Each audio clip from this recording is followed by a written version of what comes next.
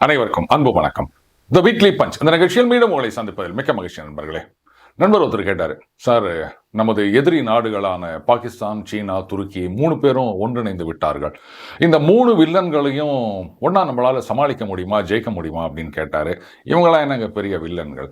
தேசத்துக்கு இதை விட பெரிய எதிரிகள் 3 பேர், அவங்களையே இத்தனை வருஷமாக நம்ம சமாளிச்சுட்டு வந்திருக்கோம், இதெல்லாம் ஒரு பெரிய விஷயமா அப்படின்னு.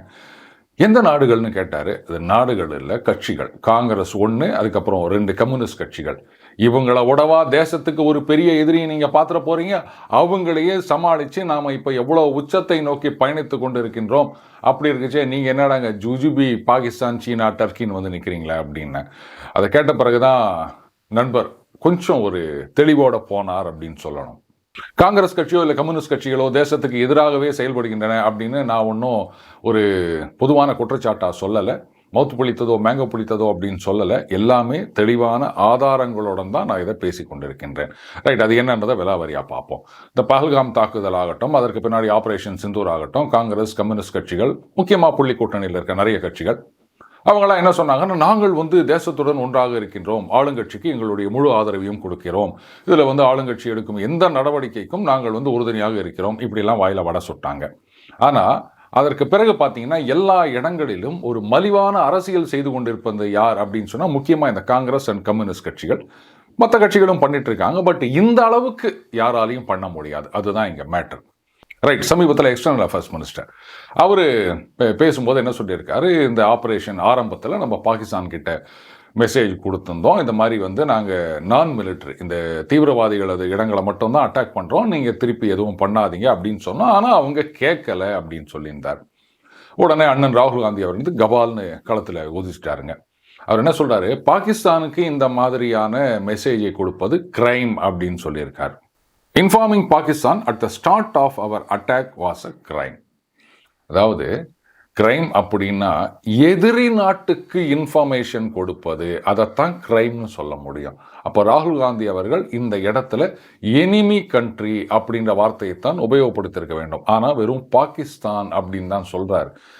ஏன் பாகிஸ்தானை எதிரி நாடா காங்கிரஸ்காரர்கள் என்றைக்குமே நினைக்கலையா? ஒருவேளை பாகிஸ்தான் தான் தாய் நாடுன்னு நினைக்கிறாங்களோ? எதுக்கும் மணிசங்கர் ஐயர்னு ஒருத்தர் இருக்கார்ல, அவர்கிட்ட கேட்டால் விலாவரியாக விளக்கம் சொல்வார் அப்படின்னு நினைக்கிறேன். அடுத்தது ஒரு கேள்வி கேட்குறாரு அண்ணன் ராகுல் காந்தி, ஹூ ஆத்தரைஸ்ட் இட் அப்படின்னு கேட்குறாரு. மிலிட்ரி அட்டாக்ஸ் அப்படின்றதெல்லாம் வந்து யார் ஆத்தரைஸ் பண்ணாங்க, எங்கிருந்து அந்த செயின் ஆஃப் கமாண்ட் அப்படின்ற விஷயத்தை எல்லாம் யாரும் வெளியில் சொல்ல மாட்டாங்க, சொல்லக்கூடாது. ஏன்னா அதுக்கு பேர் தான் இராணுவ ரகசியம். இந்த அடிப்படை அறிவு கூட இல்லாம இப்பேற்பட்ட முக்கியமான ரகசியமான பாதுகாக்க வேண்டிய தகவலை வெளிப்படையா ஒருத்தர் கேட்கிறார் அப்படின்னு சொன்னா, அப்ப அவர் தேசத்துக்கு எதிராக நடந்து கொள்கிறார் அப்படின்னு சொல்றதுல தப்பு என்ன இருக்கு சொல்லுங்க? ஒண்ணு அவர் தேசத்துக்கு எதிராக நடந்து கொள்ள வேண்டும், இல்ல மேல்மாடி சுத்தமா காலியா இருக்கணும். இது ரெண்டுத்துல எது உண்மை அப்படின்னு காங்கிரஸ்காரங்க சொல்லுவாங்களா? அடுத்த கேள்வி கேட்கிறாரு, இப்படி வந்து இன்ஃபர்மேஷனை முன்னாடியே கொடுத்ததுனால எத்தனை ஏர்கிராஃப்டை நாம இழந்தோம் அப்படின்னு கேட்குறாரு. டிஜிஎம்ஓவோட ப்ரெஸ் கான்ஃபரன்ஸில் இதே மாதிரி தான் கேட்கும்போது அவர் என்ன சொல்றாரு, சண்டை அப்படின்னு வரும்போது இரு தரப்பிலும் இழப்பு இருக்கத்தான் செய்யும், ஆனால் அதையெல்லாம் இந்த நேரத்தில் சொல்வது சரியில்லை, இது எதிரிக்குத்தான் சாதகமாக அமையும் அப்படின்னு சொல்லியிருந்தாருங்க. இப்போ சில பேர் கேட்கலாம், சார் இது சண்டை தான் முடிஞ்சிடுச்சேன்னு. சண்டை முடியல. இந்த ஆப்ரேஷன் சிந்தூர் அப்படின்றதுக்கு ஒரு டெம்பரரி நிறுத்தம் கொடுத்துருக்காங்களே தவிர இது முழுமையான போர் நிறுத்தம் கிடையாது. பாகிஸ்தான் எப்போ ஒன்றா வாலாட்டினா அதுக்கு தகுந்த பதிலடி கொடுப்பதற்கு நாம் தயாராக இருக்கின்றோம். அது ஒரு பக்கம் இருக்கட்டும். அடுத்தது இதெல்லாம் வந்து வார்கிராஃப்ட் ஸ்ட்ராட்டஜி அப்படின்னு சொல்லுவாங்க. அவங்க என்ன பண்ணாங்க, முதல்ல 2 விமானங்கள் அப்படின்னு ஆரம்பிச்சு 5, 6 அப்படின்னு ஏலம் போட்டுனுக்கிறாங்க. ஆதாரம் எங்கே அப்படின்னு கேட்டால் எல்லாம் சோஷியல் மீடியாவில் இருக்குதுங்க, போய் பாருங்க அப்படின்னு கதை விட்டுனுக்கிறாங்க. இப்போ பார்த்தீங்கன்னா ஒரு 2 நாட்களாக ஃபாரின் மிலிட்ரி எக்ஸ்பர்ட்ஸ்னு சில பேர் ஆரம்பித்து இங்கே சில பேர் அதை வந்து ஷேர் பண்ணிட்டு இருக்காங்க, ஃபோட்டோக்களோட போட்டிருக்காங்க. அதாவது இந்தியா என்ன பண்ணியிருக்காங்களாம், டீகாய் பிளேன்ஸ் நிஜம் ஏர்கிராஃப்ட், ஃபைட்டர் ஏர்கிராஃப்ட் மாதிரியே வந்து செஞ்சு அதை வந்து வானத்தில் பறக்க விட்டு அதை பார்த்து பாகிஸ்தான் ஏமாந்து போயிட்டு அவங்களுடைய ரேடார் சிஸ்டம், அதுக்கப்புறம் ஏர் டிஃபென்ஸ் சிஸ்டம் இதெல்லாம் ஆக்டிவேட் பண்ண போக நாம் அந்த லொக்கேஷனை ஐடென்டிஃபை பண்ணி இந்தியா வந்து அதெல்லாம் அட்டாக் பண்ணி தீர்த்து கட்டிட்டாங்க அப்படின்னு அந்த எக்ஸ்பர்ட்ஸ் சொல்லியிருக்காங்க. இப்போது இந்தியா தரப்பிலிருந்து இவ்வளோ விமானங்கள் சுட்டு வீழ்த்தப்பட்டன, இல்லைன்னா அந்த மாதிரி ஒன்றுமே நடக்கலை, இப்படி கிளியர் கட்டாக நம்ம ஒரு விளக்கம் கொடுத்தோம் அப்படின்னு சொன்னால் அப்போ நம்மளுடைய ஸ்ட்ராட்டஜி என்னவாக இருக்கும், என்னவாக இருந்தது அப்படின்றத பாகிஸ்தான் புரிஞ்சுக்க மாட்டாங்களா? அடுத்த தடவை அது நமக்கு ஒரு பெரிய நெகட்டிவாக இருக்காதா? இந்த அடிப்படை அறிவு கூட இல்லாமல் இப்படி ஒரு கேள்வி கேட்டிருக்காரு ராகுல் காந்தி அவர்கள். அதனால தான் நான் கேட்குறேன், தேசத்துக்கு எதிராக நடந்துக்கணும் அப்படின்றதுக்காகவே, பாகிஸ்தான் ஜெயிக்கணும் அப்படின்றதுக்காகவே இந்த மாதிரி விஷயங்கள் எல்லாம் வெளிப்படையாக கேட்குறாரா, இல்லை மேல் மாடி காலியா? இதுக்கு காங்கிரஸ்காரங்க என்ன பதில் சொல்லுவாங்க? இப்போ புரியுதுங்களா? காங்கிரஸ் கட்சி எப்படி தேசத்துக்கு எதிராகவே அல்லும் பகலும் வேலை செய்து கொண்டிருக்கின்றது அப்படின்னு. சரி, அடுத்தது எம்பிக்கள் குழுக்கள் இதை பல நாடுகளுக்கும் அனுப்புகிறாங்க. இதில் காங்கிரஸ் தரப்பு ஒவ்வொரு கட்சியில இருந்தும் நீங்கள் ரெப்ரஸன்டேட்டிவ் யார் யார் அனுப்புறீங்க அப்படின்னு கேட்கும்போது காங்கிரஸ் தரப்புல இருந்து ஒரு 4 பேர் லிஸ்ட்டை அனுப்புகிறாங்க. அந்த லிஸ்ட்டில் இருக்கவங்கெல்லாம் பார்த்தீங்கன்னா ஆனந்த் சர்மா, கௌரவ் கோகோய், டாக்டர் சையத் நசீர் ஹுசேன், ராஜீவ் பிரார். இதில் பாஜக தரப்பிலிருந்து அவங்க ஐடி செல்லேருந்து ஒரு பெரிய ட்வீட் போட்டிருக்காங்க. அதில் அவங்க என்ன சொல்கிறாங்க, அந்த 4 பேர் லிஸ்ட் கொடுத்தாங்க இல்லையா, அதில் கௌரவ் கோகோய் இவர் பேரில் சமீப நாட்களாக அஸ்ஸாம் சீஃப் மினிஸ்டர் ஹிமந்த பிஸ்வா சர்மா அவர் அடுக்கடுக்கான குற்றச்சாட்டுகளை வைத்து வருகின்றார். என்னன்னா, அவர் பாகிஸ்தான் போயிருக்காரு, அவருடைய மனைவி வெளிநாட்டை சார்ந்தவர், அதுக்கப்புறம் பாகிஸ்தான் இப்போ சமீபத்தில் கூட சொல்லியிருக்காரு, பாகிஸ்தானில் அங்கே இருக்கிற அட்மினிஸ்ட்ரேஷன் அண்ட் ஐஎஸ்ஐ அவர்களுடைய அழைப்பின் பேரில் தான் கௌரவ் கோகோய் இவர் பாகிஸ்தான் போயிருக்காரு அப்படின்னு ஏராளமான குற்றச்சாட்டுகளை முன்வைத்திருக்கின்றார். அப்படி இருக்கிற ஒருத்தரை நீங்கள் இந்த மாதிரி அந்த குழுவில் அனுப்பணும் அப்படின்னா இது நியாயமா அப்படின்னு கேட்டிருக்காங்க. அடுத்தது டாக்டர் சையத் நசீர் ஹுசேன். இதுக்கு அமித் மாளவியா என்ன சொல்றாரு, இவருடைய பதவி ஏற்பின் பொழுது பாகிஸ்தான் ஜிந்தாபாத் அப்படின்ற கோஷங்கள் எழுப்பப்பட்டன. அதற்கு பிறகு ஃபாரன்சிக் எக்ஸாமினேஷன், அதுக்கப்புறம் அங்கே இருந்த விட்னஸ் ஸ்டேட்மெண்ட்டு, இதை பேஸ் பண்ணி பெங்களூர் போலீஸ் கேஸ் ரெஜிஸ்டர் பண்ணியிருக்காங்க அப்படின்னு சொல்லியிருக்கார். அப்போது இவரை அந்த லிஸ்ட்டில் சேர்த்தது சரியா அப்படின்னு கேள்வி எழுப்பியிருக்கின்றார். நாம் இந்த குழுக்களை அனுப்புவதே இந்த மாதிரி பாகிஸ்தான் இந்த காஷ்மீரை ஒரு பிரச்சனையாக்கிட்டு இந்த மாதிரிலாம் பண்ணிட்டு இருக்காங்க, பிஓகே விட்டு வெளியேற மாட்டேன்றாங்க, என்னென்ன மாதிரியெல்லாம் அவங்க தீவிரவாதிகளுக்கு ஊக்கம் கொடுக்குறாங்க, அதனால் என்னென்ன பிரச்சனை வருது, நாம் எடுத்த நடவடிக்கைகள் என்ன, இதை பற்றி எக்ஸ்பிளைன் பண்ணுறதுக்காக தான் நம்ம அனுப்புகிறோம். அப்படிப்பட்ட குழுக்களில் இந்த மாதிரியான நபர்களை நீங்கள் சேர்க்குறீங்க அப்படின்னு சொன்னால் அப்போது காங்கிரஸ் கட்சி தேசத்துக்கு விரோதமாக செயல்படுகின்றது அப்படின்னு நான் சொல்கிறதுல தப்பே கிடையாது இல்லையா? சரி, காங்கிரஸ் கட்சியுடைய லிஸ்ட்டை அப்படியே தூக்கி அது குப்பை தொட்டில் போட்டாரா இல்லை மூலையில் போட்டாரான்னு தெரியாது. மோடி அவர்கள் சசி தரூரை ஒரு குழுவுக்கு தலைவராக நியமித்துள்ளார். இப்போது காங்கிரஸ் கட்சியில் ஒரு சில பேர் என்ன சொல்லிட்டு இருக்காங்க பார்த்தீங்களா, இவங்களாலாம் ஒன்றுமே செய்ய முடியல, அதனால தான் எங்கள் கட்சியிலேருந்து சசி தரூர் அவர்களை அவங்க குழுவுக்கு தலைவராக போட்டுக்கிறாங்க அப்படின்னு. கேரளா காங்கிரஸ் அது இன்னும் தெரியல, இவங்க தான் ரொம்ப ஆக்டிவாக இருக்காங்க. அதுலேயும் தேசத்துக்கு எதிரான விஷயங்களில் கூட அவங்க நிறைய ஆக்டிவாக இருக்காங்கன்னு தான் தோணுது. அவங்களுடைய ஒரு ட்வீட் இதோ பாருங்க. அதில் அவங்க என்ன சொல்கிறாங்க, at a time when Prime Minister Modi and his External Affairs Minister have lost credibility internationally, the nation needs a voice that commands respect. அதாவது ஆபரேஷன் சிந்தூர் அண்டு பஹல்காம் தாக்குதலுக்கு எதிராக அரசு எடுக்கும் நடவடிக்கைகள் எல்லாவற்றிலும் நாங்கள் உறுதுணையாக இருப்போம், தேசம் ஒன்றுபட்டு இருக்கின்றது அப்படின்னு சொன்ன காங்கிரஸ் என்ன சொல்கிறாங்க, பிரதம மந்திரி மோடியும் இந்த வெளியுறவுத்துறை அமைச்சர் ஜெய்சங்கர் அவர்களும் சர்வதேச அளவில் நம்பகத்தன்மையை இழந்திருக்கின்றார்கள், இந்த நேரத்தில் அவங்களுக்கு கிரெடிபிலிட்டியோடு இருக்க ஒரு வாய்ஸ் தேவைப்படுகின்றது அப்படின்னு சொல்கிறாங்கன்னா அப்போ எந்த அளவுக்கு நாடு நாசமாக போனாலும் பரவாயில்ல, எங்களுக்கு பதவி அதுதான் முக்கியம் அப்படின்னு நினைக்கிறாங்கன்றது வெட்ட வெளிச்சமா தெரியலையா? சரி, அடுத்தது என்ன சொல்கிறாங்க, We are confident that Dr. Shashi Tharoor will present India's case at global level and correct the mistakes made by Modi government. எதெல்லாம் மிஸ்டேக்ஸ் அப்படின்னு கேரளா காங்கிரஸ் சொல்லுவாங்களா, இல்லை ஆல் இண்டியா லெவலில் ஜெயராம் ரமேஷ் அவர்கள் விளக்கம் கொடுப்பாரா?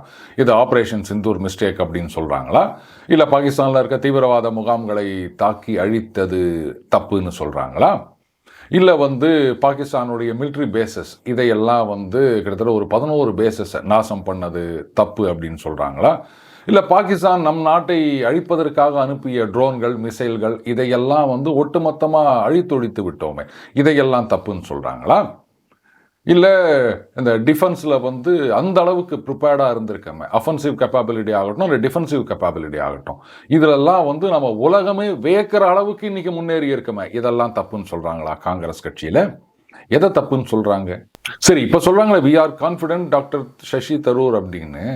ஏன் இந்த கான்ஃபிடென்ட் வந்து அந்த 4 பேர் லிஸ்ட் அனுப்பும் போது இல்லையா? அதுல இவர் பேரை சொல்லணும் அப்படின்னு ஏன் யாருக்குமே தெரியல? கவர்மெண்ட்ல நாமினேட் பண்ண பிறகுதான் அந்த கான்ஃபிடன்ஸ் வருதா காங்கிரஸ் கட்சிக்கு? இப்ப புரியுதுங்களா? எந்த அளவுக்கு கேவலமான அரசியல் செய்யக்கூடிய கட்சி காங்கிரஸ் கட்சி. பதவிக்காக நாட்டையே பலி கொடுக்கவும் தயாராக இருக்கின்ற கட்சி காங்கிரஸ் கட்சி. உலக அளவில் நமது பிரதம மந்திரி, நீங்க ஓட்டு போடுங்க இல்லை அவருக்கு ஓட்டு போடாம இருங்க, எதுவானாலும் அவர் தான் நம்ம எல்லாருக்கும் பிரதமர். நாட்டில் இருக்க 140 கோடி பேருக்கும் அவர் தான் பிரதமர். அவரை அசிங்கப்படுத்துற மாதிரி ட்வீட் போடுறாங்க அப்படின்னா எந்த அளவுக்கு ஒரு கேவலமான அரசியல் கட்சியாக இருக்கு காங்கிரஸ் அப்படின்றது நமக்கு புரியலையா? சரி, இப்ப கம்யூனிஸ்ட் கட்சிகளுக்கு வருவோம். அவங்க என்ன சொல்லியிருக்காங்க? பஹல்காம் தாக்குதல் உண்மைகளை மக்களுக்கு தெரிவிப்பது அவசியம். நாடாளுமன்ற சிறப்பு அமர்வை நடத்தாதது சரியல்ல. என்ன உண்மைகளை தெரியப்படுத்தணும்னு சொல்றாங்க பஹல்காம் தாக்குதல்ல? அது வெட்ட வெளிச்சமா எல்லார் கண்ணு முன்னாடியும் நடந்த விஷயம். பாதிக்கப்பட்டவர்கள், அதுக்கப்புறம் கொல்லப்பட்டவர்களுடைய குடும்ப உறுப்பினர்கள் என்ன நடந்தது அப்படின்றத உலகுக்கு எடுத்து சொன்னாங்க. ஆனா அதை பூசி மொழி இல்லை மதவாதத்தை பரப்புகிறார்கள் அப்படின்னு முட்டு கொடுத்தது இந்த கம்யூனிஸ்ட் கட்சிகள். அதுக்கப்புறம் பாராளுமன்றத்தின் சிறப்பு அமர்வை கூட்டி மக்களுக்கு தெரியப்படுத்துவோம் அப்படின்னா எப்படி? பாராளுமன்றத்தில் வந்து எல்லா மக்களையும் ஒன்றா உள்ள கூட்டு உட்கார போறீங்களா? இல்லை நாங்களெல்லாம் மக்கள் பிரதிநிதிகள், எங்ககிட்ட சொன்னாங்கன்னா நாங்கள் அதை கொண்டு போய் மக்கள்கிட்ட சொல்லுவோம். எத்தனை விஷயத்தை, பாராளுமன்றத்தில் நடந்த விஷயங்களை, விவாதங்களை பற்றின விஷயங்களை நீங்கள்லாம் மக்களுக்கு எடுத்து சொல்லியிருக்கீங்க? எத்தனை நாள் நீங்கள் வந்து பாராளுமன்ற உறுப்பினராக மக்களை நேரடியாக போய் சந்திச்சிருக்கீங்க? யாராவது ஒருத்தர் சொல்லுங்க பார்க்கலாம். அப்புறம் உங்ககிட்ட சொன்னால் மக்கள்கிட்ட சொன்ன மாதிரியா? அதெல்லாம் ஏற்றுக்க முடியாது. மக்கள்கிட்ட நேரடியாக சொல்லிட்டாங்க. இராணுவத்தில் தினமும் வந்து பிரஸ் கான்ஃபரன்ஸ், பத்திரிகையாளர்களை சந்தித்தார்கள். அவர்கள் வாயிலாக நாட்டு மக்களுக்கு அவங்க வந்து முழு விவரங்களையும் தெரிவித்தார்கள். பிரதம மந்திரி நாட்டு மக்களுக்கு உரையாற்றினார். அதில் என்ன நடந்தது, என்ன நடக்கப் போகின்றது எல்லாவற்றையும் தெள்ள தெளிவாக சொல்லிட்டார். எக்ஸ்டர்னல் அஃபேர்ஸ் மினிஸ்டர் அவரும் வந்து தெள்ள தெளிவாக நமது நிலைப்பாட்டை கூறிவிட்டார். சந்தேகம் இருந்ததுன்னா சசி தரூர் அவர்கள் வேற நடந்த விஷயங்களை எல்லாத்தையும் நாட்டு மக்களுக்கு எடுத்து சொல்லுகின்றார். ஊடகங்கள் இருக்கின்றன, அவங்கெல்லாம் வேற வந்து எல்லா விஷயங்களையும் எடுத்து சொல்லிட்டு இருக்காங்க. இதுக்கு மேல இந்த கட்சிகள்லாம் பாராளுமன்றத்தில் சிறப்பு கூட்டத்தில் உட்காந்துக்கின்னு என்ன விஷயத்தை நீங்க மக்கள் கிட்ட கொண்டு வந்து சொல்ல போறீங்க? இது வரைக்கும் என்ன சொன்னீங்க அப்படின்னு சொன்னா நல்லா இருக்கும். மக்கள் கிட்ட நீங்க பேசினதே கிடையாது. தேர்தல் நேரத்தில் தானே நீங்கள்லாம் வந்து மக்களை சந்திக்கிறீங்க. அப்புறம் இப்போ மட்டும் மக்களுக்கு தெரியப்படுத்த வேண்டும், அதனால சிறப்பு அமர்வு அப்படின்னா மக்கள் நேரடியாக தெரிஞ்சுப்பாங்க. நீங்க குறுக்கால மறுக்கால ஓட வேண்டாம். அங்க வந்து இந்த மாதிரி தான் கேள்வி கேட்பாங்க. அண்ணன் ராகுல் காந்தி கேட்ட மாதிரி, எத்தனை விமானங்கள் சுட்டு வீழ்த்தப்பட்டன, எங்களுக்கு இப்பவே உண்மை தெரிஞ்சானோ அப்படின்வாங்க. எப்படி அவங்கள நம்ப முடியும்? ஏன்னா நீங்க கூட இருக்கிறீங்களே காங்கிரஸ் கட்சி, அவர் இது மாதிரி தான் சைனீஸ் எம்பசியில் போயிட்டு இன்ஃபர்மேஷன் கேட்க போனேன் அப்படின்னாரு. மறுபடியும் அந்த மாதிரி நடக்காது அப்படின்னு என்ன உத்தரவாதம் சொல்லுங்க? நாளைக்கே பாகிஸ்தான் எம்பசி வாசலில் போயிட்டு அது என்ன நடந்தது, இன்ஃபர்மேஷன் தெரிஞ்சுட்டு வரலான்னு போனேன் அப்படின்னு ராகுல் காந்தி நடந்தாலும் ஆச்சரியப்படுவதற்கு இல்லை. நடந்தது தானே ஏற்கனவே சைனா விஷயத்தில். அப்போ பாகிஸ்தான் விஷயத்தில் நடக்காதுன்னு சொல்ல முடியுமா? கம்யூனிஸ்ட் கட்சிகளை பற்றி சொல்லவே வேண்டாம்.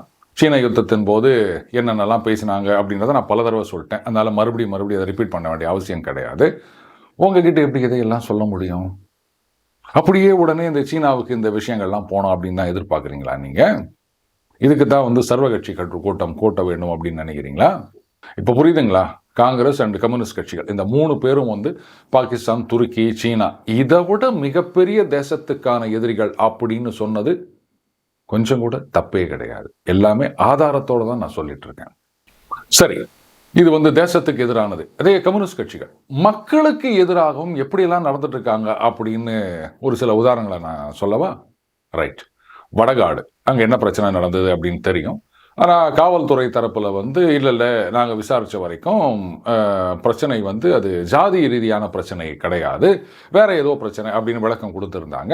இதுக்கு அண்ணன் திருமா அவர்கள் வந்து ஒரு பெரிய ஸ்டேட்மெண்ட் கொடுத்துருந்தாரு. என்னங்க இன்வெஸ்டிகேஷன் நடந்துட்டு இருக்கும்போது நீங்கள் வந்து இந்த மாதிரிலாம் சொல்கிறீங்களே, அது எப்படி சொல்லலாம், இது சரியில்லை, வந்து நியாயம் கிடைக்க வேண்டும், நீதி கிடைக்க வேண்டும் அப்படின்லாம் பொங்கி எழுந்து ஒரு ஸ்டேட்மெண்ட் கொடுத்துருந்தாரு. எனக்கே ஆச்சரியமாக இருந்தது. இப்போது இந்த கம்யூனிஸ்டுகள் அவங்க என்ன கேட்குறாங்க, வடகாடு பிரச்சனை நடந்த இடத்துல இன்னி வரைக்கும் கலெக்டர், மாவட்ட ஆட்சியாளர் வந்து சந்திக்காதது ஏன் அப்படின்னு கேட்குறாங்க. இதை பார்த்த உடனே நிஜமாவே இவங்க இந்த மாதிரி தான் கேள்வி கேட்குறாங்களா, இல்லை யாராவது வந்து மீம்ஸ் போட்டு கம்யூனிஸ்டுகளை கலாய்க்கிறாங்களான்னு எனக்கு ஒரு டவுட் வந்துருச்சு. ஒரு இடத்துல பிரச்சனை நடக்குது அப்படின்னு சொன்னால் அந்த தொகுதி எம்எல்ஏ இல்லை வந்து அந்த மாவட்டத்தை சார்ந்த மந்திரி இல்லை வந்து துறை சார்ந்த இல்லை அந்த மாதிரி ஏதாவது ஒரு மந்திரி இல்லைன்னா முதலமைச்சர் இவங்க வந்து பார்க்கணும் அப்படின்றது தான் அரசியல் கட்சிகளுடைய கோரிக்கையாக இருக்கும், மக்களுடைய எதிர்பார்ப்பாக இருக்கும். இது நான் புதுசாக ஒரு உருட்டின்னுங்கிறாங்க, கலெக்டர் வந்து பார்வையிடலை அப்படின்னு. ஏன் அப்போ வந்து அந்த கள்ளக்குறிச்சி, அதுக்கப்புறம் அதுக்கு முன்னாடி அந்த மரக்காணம், இப்படி சொல்லிக்கினே போகலாம். வேங்கை வயலை ஏன் விட்டாங்கன்னு தெரியல. வேங்கை வயலில் கலெக்டர் வந்து பார்த்தார், ஒருவேளை பார்த்துருப்பாரோ, கரெக்டு, அதனால தான் வந்து சொல்லலை போலகுது. அப்போ இனிமேல் எல்லாம் கலெக்டர் தான் பொறுப்பு, மந்திரிகள் முதலமைச்சர் இவங்களுக்கெல்லாம் பொறுப்பே கிடையாது. இல்லை, இர்ரெஸ்பான்சிபிள்னு சொல்லலை, they don't have responsibility for this அப்படின்னு சொல்ல வரேன், தப்பாக நினச்சிக்காதீங்க. இப்படித்தான் கம்யூனிஸ்ட் சொல்கிறாங்களோ? என்ன விதமான அரசியல் முட்டு கொடுக்குற வேலை இது? வாங்கின 15க்கும் 10க்கும் விசுவாசமாக நடந்துக்கிறாங்களா? அப்போது மக்கள் பிரச்சனைகளை பார்த்தீங்களா, நாங்கள் குரல் கொடுக்குறோம் அப்படின்னு ஒரு சீன் போட்டுட்டு எப்படி சோக்கா ஆளுங்கட்சிக்கு எந்த விதமான பிரச்சனையும் வரக்கூடாது, அண்டு இந்த பிரச்சனையில் வந்து யாருக்கும் பாதிப்பு வரக்கூடாது, அண்டர்லைன் பண்ணுங்க, யாருக்கும் பாதிப்பு வரக்கூடாது அப்படின்னு நடந்து கொள்கின்றது இந்த கம்யூனிஸ்ட் கட்சி. நான் எதுக்காக சொல்றேன்னா, இந்த செய்தியை பாருங்க. சிவகாசி அருகே தலித் இளைஞர் மீது சாதி ஆதிக்க சக்தியினர் கொடூர தாக்குதல். விருதுநகர் மாவட்டம் சிவகாசி அருகே என்ன ஜாதி என்று கேட்டு தலித் இளைஞர் சதீஷ் பாண்டியனை கொடூரமாக தாக்கிய சாதி ஆதிக்க சக்திகளை வன்கொடுமைகள் தடுப்பு சட்டத்தின் கீழ் கைது செய்யவும். இது வந்து டோலர்களுடைய ட்வீட். அது என்ன ஜாதி ஆதிக்க சக்திகள்னா, அந்த மாதிரி ஏதாவது ஒரு சக்தி இருக்கா? அது யாரு என்ன அப்படின்னு வெளிப்படையாக சொல்லணும், அதை சொல்ல மாட்டாங்க. சரி, இருந்துட்டு போட்டோம். இப்போ இது வந்து சாதி ரீதியான தாக்குதல் அப்படின்னு சொல்றாங்க. காவல்துறையிலேருந்து விளக்கம் வரணும், அவங்க என்ன சொல்றாங்க அப்படின்றத பார்க்கணும், விசாரிச்சுட்டு இது நிஜமாகவே ஜாதி மோதலா இல்லை வேற ஏதாவது பிரச்சனையா. அன்றைக்கி கூட பார்த்த மாதிரி ஸ்கூலில் வந்து அந்த பென்சில் கொடுக்கறதுல தகராறு அப்படின்னு அந்த மாதிரி எது ஒன்றா இருக்கலாம். ஸோ அது காவல்துறை சொன்னால் தான் தெரியும். இப்படி ட்வீட் போடுறது மட்டும்தான், இது மாதிரி வந்து போலீஸ் ஸ்டேஷன் முன்னாடி போயிட்டு ஒரு ஃபோட்டோ எடுத்து சோஷியல் மீடியாவில் ஷேர் பண்ணுறது மட்டும்தான் ஒரு எதிர்கட்சியில் ஒரு கட்சியாக இவங்களுடைய ரெஸ்பான்சிபிலிட்டி அப்படின்னு நினச்சாங்களா? இதோட முடிஞ்சு போச்சா விஷயம்? இப்போ வடகாடு பகுதியாகட்டும், அதில் வந்து நியாயம் கிடைத்து விட்டதா? கிடைக்கிறதுக்கு என்ன பண்ண போகிறாங்க? கலெக்டர் வந்து பார்த்தா நியாயம் கிடைச்சிருமா? வேங்கை வயலில் என்ன நடந்தது? திருமாவர்கள் என்ன சொல்கிறாரு? என்னங்க கம்ப்ளைண்ட் கொடுத்தவங்க பாதிக்கப்பட்டவங்க மேலேயே நீங்கள் வந்து கேஸ் போடுறீங்களே, இது நியாயமா? மறுபடியும் சிபிஐ விசாரணை வேணும்னு கேட்டார். இப்போ சுத்தமாக அண்ணன் மறந்துட்டார் போல இருக்குது. இப்போ கம்யூனிஸ்டுடைய நிலைப்பாடு என்ன? வேங்கை வயலில் நியாயம் கிடைத்து விட்டது அப்படின்னு நினைக்கிறாங்களா? அப்போ அதே மாதிரி நியாயம் வடகாடுலேயும் கிடைக்கும் அப்படின்னா என்ன பண்ணுவாங்க? இப்போ புரியுதுங்களா? இதெல்லாம் வந்து இந்த ப்ரெஷர் குக்கரில் இருக்க சேஃப்டி வால்வு மாதிரி. எதிர்கட்சி அப்படின்னு சொல்லிக்கிற அதிமுக இதை எதிர்த்து குரலே கொடுக்க மாட்டாங்க. அப்போது யாருமே குரல் கொடுக்காம இருந்தால் என்ன ஆகுறது அப்படின்றதுக்காகத்தான் இந்த மாதிரி 2 கம்யூனிஸ்ட் கட்சிகளையும் 15-10க்கு லீஸ் எடுத்து வச்சிருக்காங்க போல இருக்கு திமுகவில். அப்பப்போ இந்த மாதிரி ட்வீட் போடுறது, ஒரு 10 பேரை வச்சுன்னு ஒரு போராட்டம் நடத்துறது, பார்த்தீங்களா நாங்கள் இவர்களுக்காக குரல் கொடுக்கிறோம், உங்களுக்காக பாடுபடுவதற்கு நாங்கள் இருக்கிறோம் அப்படின்னு பாதிக்கப்பட்ட மக்களை ஏமாற்ற வேண்டியது. உண்மையில் நியாயம் கிடைக்குதா, நீதி கிடைக்குதா, அதை பற்றி கவலையே கிடையாது. அடுத்து எங்கே போராட்டம், அடுத்த தேர்தல் என்ன, அதில் என்ன கொடுப்பாங்க, இவ்வளோதான் கம்யூனிஸ்டுகளுடைய இன்றைய நிலைப்பாடு.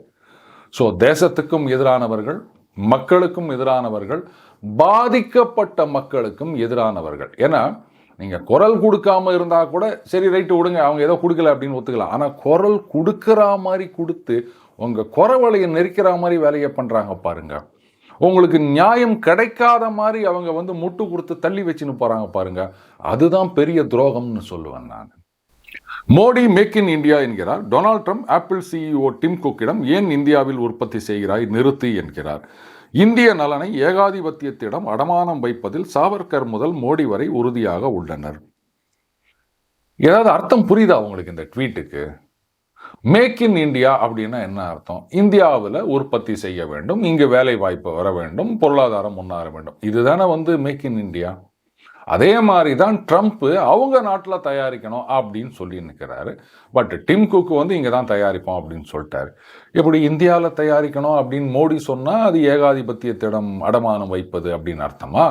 ஒருவேளை இப்படி சொல்றார் போல இருக்கு. இந்த எம்என்சி மல்டிநேஷனல் கார்பரேஷன் பெருமுதலாளிகள் இவங்கள்லாம் வந்து இந்தியாவில் கம்பெனி ஆரம்பிச்சா அப்போ ஏகாதிபத்தியத்திடம் அடமானம் வச்சுட்டது அப்படின்னா விளக்கணத்தனமாக பேசுகிறீங்களே. அப்போ நீங்கள் டோலர்கள் சகாவுக்கள் ஆட்சி செய்கிற கேரளாவில் எம்என்சிக்கள்லாம் கம்பெனியை ஆரம்பிக்கலையா?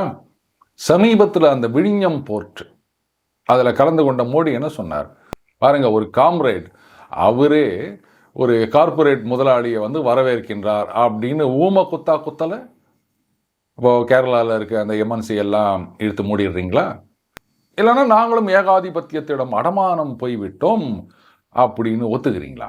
என்ன சொல்ல போறீங்க?